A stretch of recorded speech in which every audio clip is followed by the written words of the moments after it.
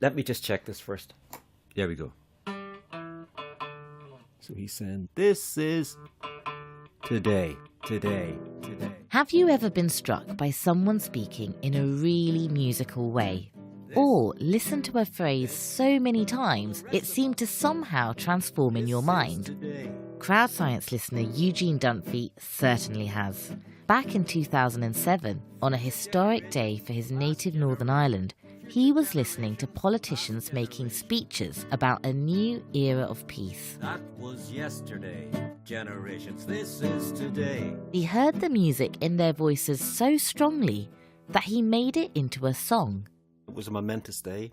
So I remember recording that, and I watched it taking little notes of key phrases. This and future generations. I notated musically what they were speaking, and then put all the little phrases onto a musical track.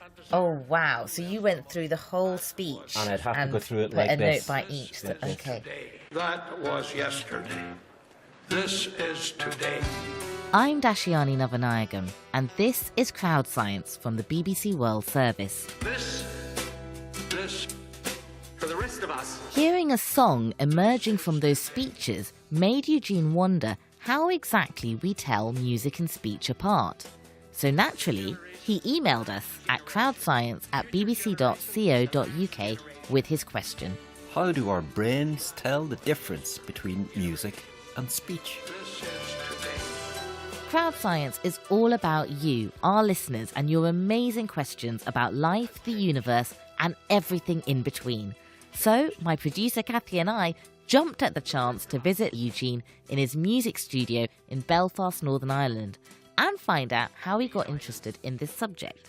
For the last 10 years, I've been interested in the relationship between speech and music, just from listening to people's voices. If I listen to a voice on a radio, I tend to assign an instrument to that voice. Some voices I hear a piccolo. A piccolo? Yeah. That's fascinating. So now I'm going to ask you, what musical instrument would you associate with my voice? Your voice? Woodwind? Flute, perhaps? Oh. Yeah. What about my voice? Yes. Your voice. We're back to piccolo again, aren't we? That was so much fun visiting Eugene in his studio. And now we're back in our studio with my squeaky voice producer, Kathy. Thanks a lot. Piccolo indeed. I don't think you sound like a piccolo. It's really interesting that Eugene hears music in people's voices, and I definitely get that. But his question that music and speech are just sounds, so how can our brain tell the two apart? We instinctively know when someone's singing or speaking, don't we? It does seem to be like an instinctive thing. We know how to do it ourselves, so we know we do certain particular things with our voices to make it kind of clear that we're singing rather than just speaking normally. But the fact that Eugene hears music in people's voices, and I'm sure he's not alone in that, shows that there's some kind of blurred boundary between how our brains are processing music and speech. Yeah, I guess different parts of our brain process music and speech, but there must be an overlap somewhere. Yeah, and that is what makes Eugene's question actually really intriguing, because it possibly sheds light on how our brains evolved to understand music and speech, and maybe even the big question, which came first, music or speech, which we're going to be touching on later in the programme. But before we do, we're going to be looking at this blurred boundary, this overlap between music and speech, which is at the heart of a really famous psychological illusion called the speech-to-song illusion. The sounds as they appear to you are not only different from those that are really present, but they sometimes behave so strangely as Hi, to seem Diana, quite can you hear me? impossible. Oh, yes, I can hear you fine. Yeah, your voice is coming through beautifully. How do I sound? Perfect. Am I okay? Great. That's the voice of Diana Deutsch, Professor of Psychology at the University of California, San Diego. It's a voice that she herself listened to over and over and over again, until something rather strange happened. What I was doing was fine-tuning the commentary in a CD that I was preparing. So in order to detect and correct small glitches in the recorded speech, I was looping phrases so that I could hear them over and over again. The sounds as they appear to you are not only different from those that are really present, but they sometimes behave so strangely as to seem quite impossible. I put one of the phrases in the sentence, sometimes behaves so strangely, on a loop. sometimes behave so strangely, and began working on something else and forgot about it. Sometimes behave so strangely. And suddenly it appeared to me that a strange woman had entered the room and was singing. So after glancing around and finding no one there, I realized that I was hearing my own voice repeatedly producing this phrase. But now, instead of hearing speech, it appeared that a sung melody was spilling out of the loudspeaker. It's long been established that different parts of our brains are specialised for different tasks. For example, some parts deal particularly with language, others with movement and others with music. There are even cases where people injure a certain area of their brain and lose their ability to speak, but keep their musical faculties intact. So, if our brains are set up to process music and language as different things, what's going on when we start to mistake one for the other? In this case, just through a simple process of repetition, what we hear changes from speech to music, and nothing else changes. Why would just repeating a sentence over and over again cause our brain to think that that's suddenly a song? Well, repetition is very important to music.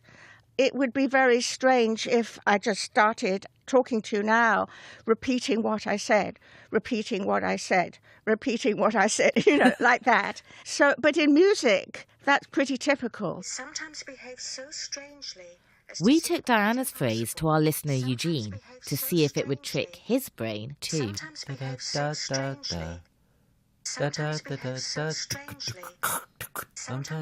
so strangely. So you're definitely hearing a tune in that. Oh yes, I can hear a series of notes. Yeah, because you're beatboxing phrase. along, yeah, and you've got a melody going. Yeah, and there's a rhythm in it as well, not only a melody. Sometimes behave so strangely. Everyone clap along now. So strangely. Most people do seem to get this strange speech-to-song effect, although I have to admit it did seem to take me a while. How about you, listeners? If you want to try it out again, you can find it on our website. And there's also a link there to Diana Deutsch's page, where she has a whole host of other musical illusions for you to try. Now, we're going to return to the speech-to-song illusion in a minute, but, especially for you, podcast listeners, Diana's got another illusion we want you to hear. It's called the Tritone Paradox. You'll hear 4 pairs of tones, okay? Okay. One tone followed by another tone, Okay. 4 times. So what you should do then is listen to all 4 and decide for each one, is it going up in pitch or is it going down in pitch? Okay. Listeners, you can join in with this. There is no right or wrong answer. Just decide whether you think each pair of tones seems to go from high to low or low to high.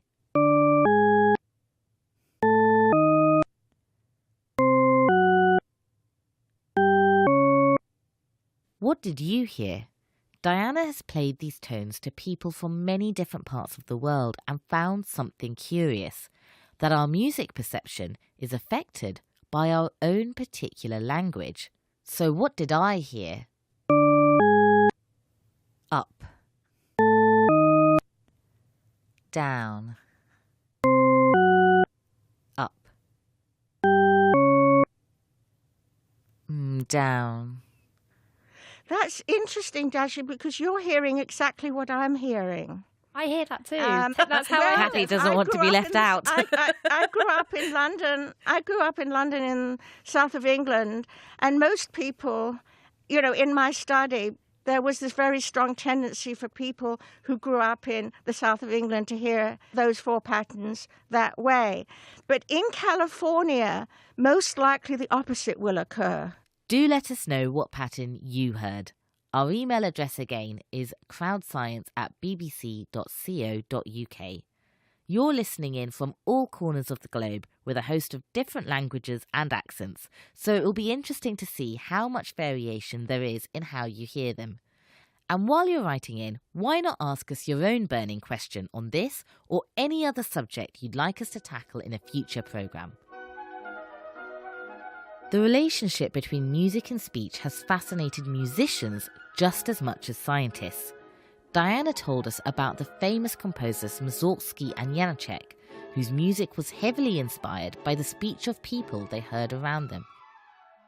And in 1988, 8 years before the discovery of the speech-to-song illusion, the composer Steve Reich experimented with turning recorded speech into melody. His piece, Different Trains, brings out the musical qualities of speech by setting them to a musical background. But the difference with the speech-to-song illusion is that there isn't any music involved. It's simply speech, repeated. This warranted further investigation into what is really going on in our brains when we perceive speech versus music. One of the scientists keen to unlock the secrets of the speech-to-song illusion is Dr. Adam Tierney. Hi. Oh, hi. We caught up with him just down the road from our studio at Birkbeck College in London, where he works in the Department of Psychological Sciences. Back when we were running this study, very little was known about the illusion, and some people were even questioning whether or not it actually exists, because not everyone hears the illusion, and if you don't hear it, you might sort of question whether anything real was going on. Anything you find out might be just because of idiosyncrasies of that particular example, or even, as some people suggested, of Diana's voice. So I thought that. I have to say, I thought that. I thought she had quite a musical voice anyway. Well, yeah, a lot of people say that. I mean, she does seem to have this very sort of lilting, melodic voice. To really discover how and why the speech-to-song illusion works in our brains, they needed more examples than Diana's original one. Unfortunately, you can't just loop any spoken phrase to turn it into music. It needs to have certain hard-to-define sound qualities. So finding the ones that did transform into music was an arduous task. So at first I would just have a vague inkling, and I would just go through passages and loop segments. Most of the time they wouldn't work. And eventually, after doing that enough, I just kind of intuitively knew what was going to work. And then eventually I was able even to do this in real time, and I would hear musical passages in people's speech as they were saying them. It sounds like a process to drive you mad, though, at the same time. Yeah, and it would even sort of switch. I would switch over to a music perception mode without even intending to, after I've been doing this for most of my workday for a couple of months. Luckily, that went away after I stopped. By trawling through audiobooks, Dr. Tierney finally compiled a list of 24 spoken phrases that did seem to magically become music when repeated, just like Diana Deutsch's. Salutem in Christo Jesu, and sir, here is no less younger and rejoicing. Here is no less Christo Jesu, and sir, here is no less younger and rejoicing in Okay, so we definitely know at this point that there are phrases that are spoken that sound like song. Did you find that something was going on in the brains? So what we then did was we put people in the fMRI scanner. So essentially what this gives us an idea of is what parts of the brain are more or less involved in doing different things. Now, this isn't altogether new. Scientists have scanned people's brains before and found that different parts light up when listening to speech compared to listening to music. For example, there's a network in our brains associated with the pitch of sounds, how high or low they are. And that tends to be more active when we listen to music. The problem with these previous experiments is that the actual sounds of real song and real speech tend to be different from each other in all sorts of ways. The difference in our experiment is that all of our examples were actual speech. The beauty of the speech-to-song illusion is that it allowed Adam and his colleagues to compare scans of people's brains when they listened to bits of speech that did transform into music and bits of speech that didn't transform into music. That meant the only significant difference between the two kinds of sounds was the category the brain seemed to put them into. So what we found was actually very similar to previous studies using actual music and actual speech. We found a set of brain regions that was dedicated to pitch perception that was more active when people perceive song versus perceiving speech. The other thing we found, though, was an increase in activation in movement-related areas, even though we certainly weren't asking people to move, and in fact we instructed people to remain as still as possible. But nonetheless, when people were hearing the song examples, there was clearly greater activation in movement areas, and this reflects the tendency that people report when they listen to music of feeling this urge to sort of move along and also to sing along in the case of these speech-song examples. The brain scans were solid evidence that people really were processing the speech examples as music. So the biggest take-home message for me is that it suggests that music perception is a perceptual mode that can be applied to a wider variety of things than we thought. So clearly it's something you do when you listen to actual music, but it's also something that you can apply to stimuli that were not necessarily music to begin with. So you can listen to speech in a way that brings out musical qualities that you hear there, or potentially even other types of stimuli. So for example, when people listen to birdsong, they report hearing it as music. But if you look at the actual birdsong, the musical characteristics that people hear are not there. There's something that they're imposing on the stimuli. If our brains have this kind of higher level music perception mode and speech perception mode, could that give us any insight into the big questions of how humans evolved to have language and music at all? And which came first? Darwin's theory was that music came first and speech was built on top of that. Another writer, Herbert Spencer, had the opposite idea, that speech might have come first. It's obviously hard to actually prove or disprove these theories because all the relevant evidence vanished hundreds of thousands of years ago. Since what we found when we looked at the speech-song illusion was that compared to the speech examples, the illusory song examples led to greater brain activity in a number of different regions, and that no regions were more active for the speech examples. That suggests that song perception just involves a bit of extra processing compared to speech perception. And you could take that as evidence that speech might have come first, and that song might have been an extra evolutionary adaptation that was sort of bolted on to speech. Is that what you believe? Am I allowed to ask that? I mean, I guess if at gunpoint I was forced to pick one of the two examples, that's the one I would pick. But I would say my level of confidence is at about 52% as opposed to 50%.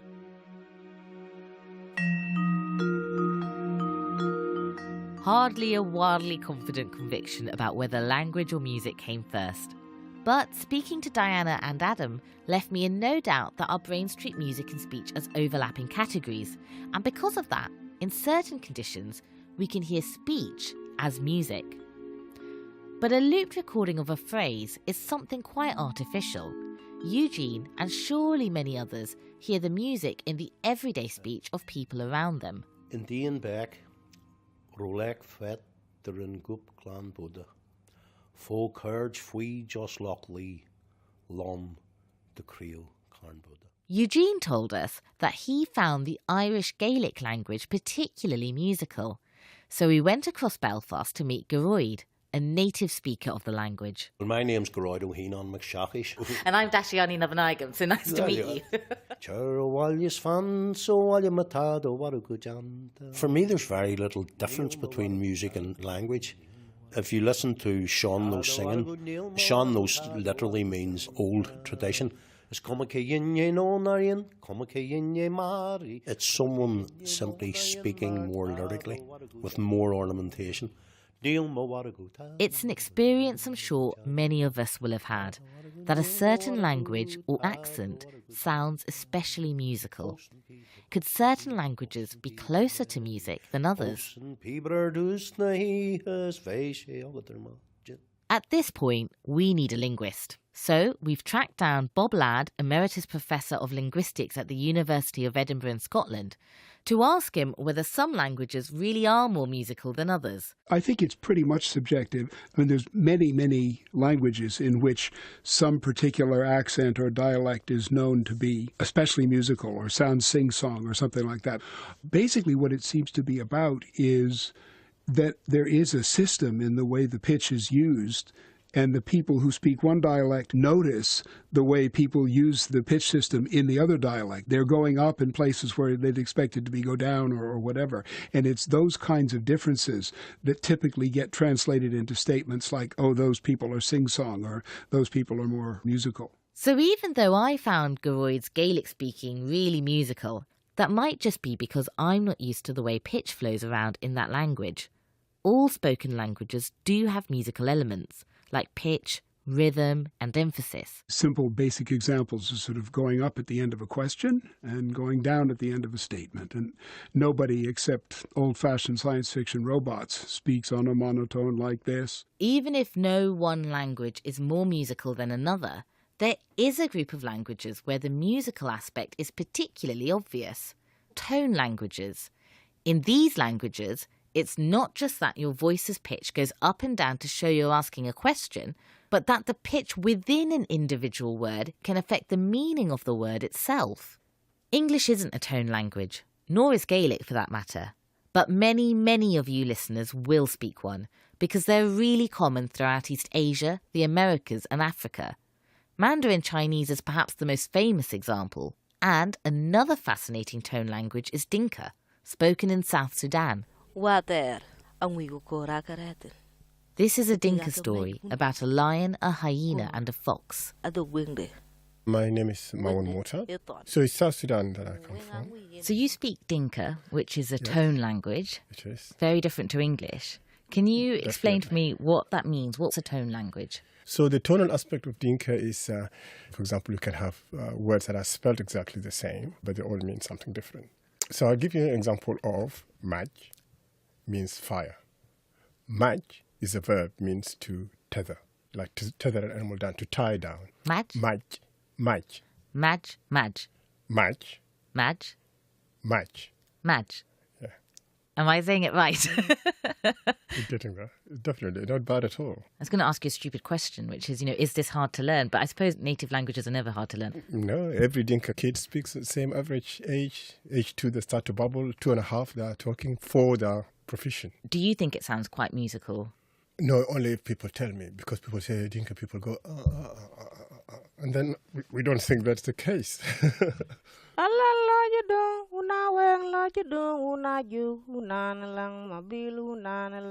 As well as being a tone language, Dinka also has an incredibly rich song culture, which sparked the idea for a project exploring the relationship between speech and song in Dinka.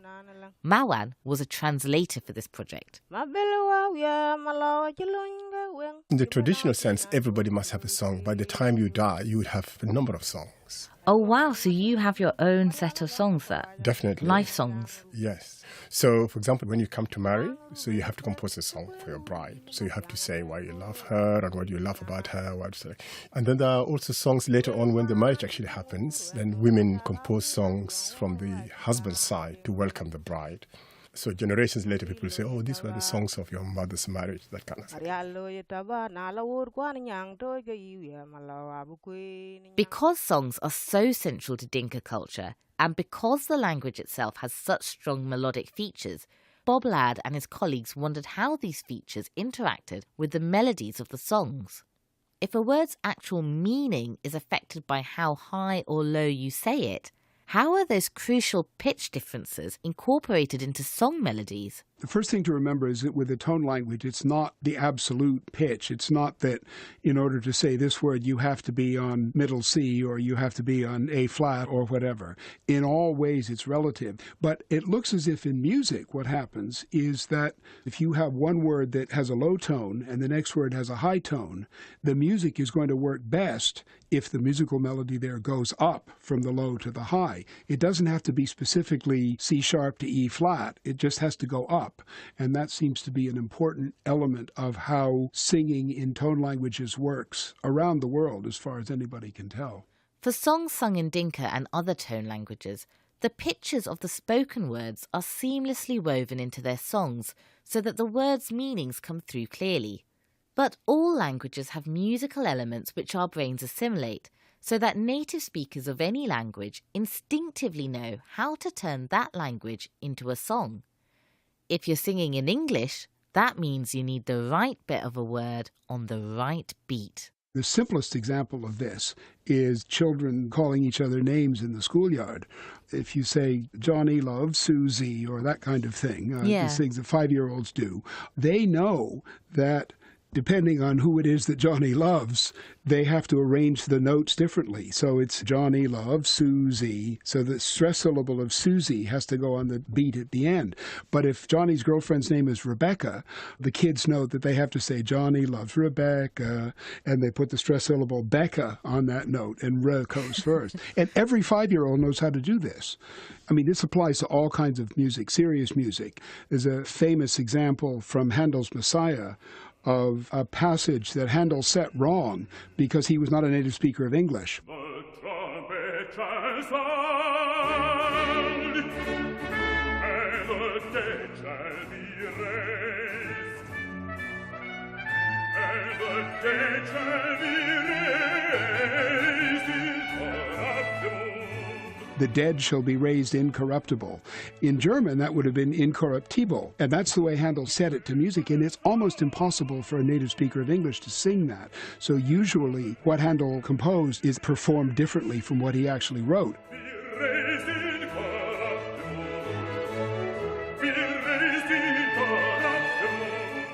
Every time that word comes up, it's incorruptible.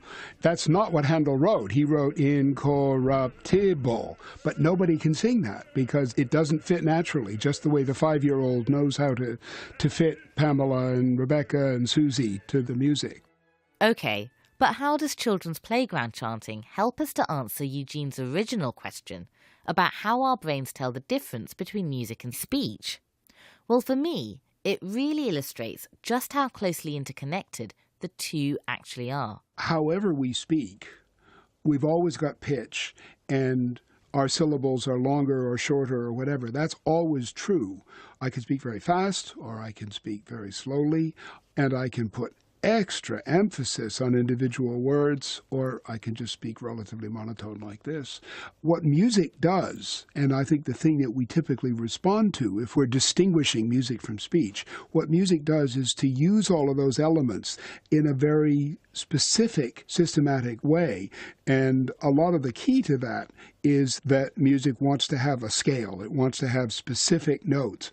Somehow that's a feature of musical systems all over the world.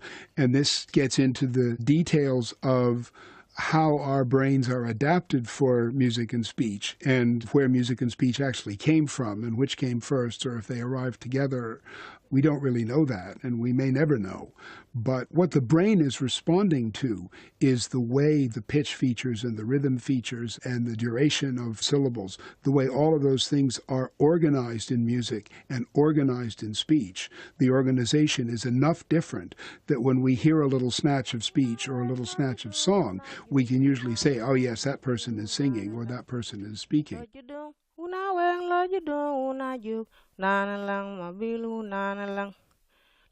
So most of the time, our brains do latch on to different features to instinctively distinguish between speech and song, even if sometimes the boundaries aren't quite so clear. It's a massive subject that I fear we've barely scratched the surface of, but I hope we've gone at least some way to answering Eugene's question.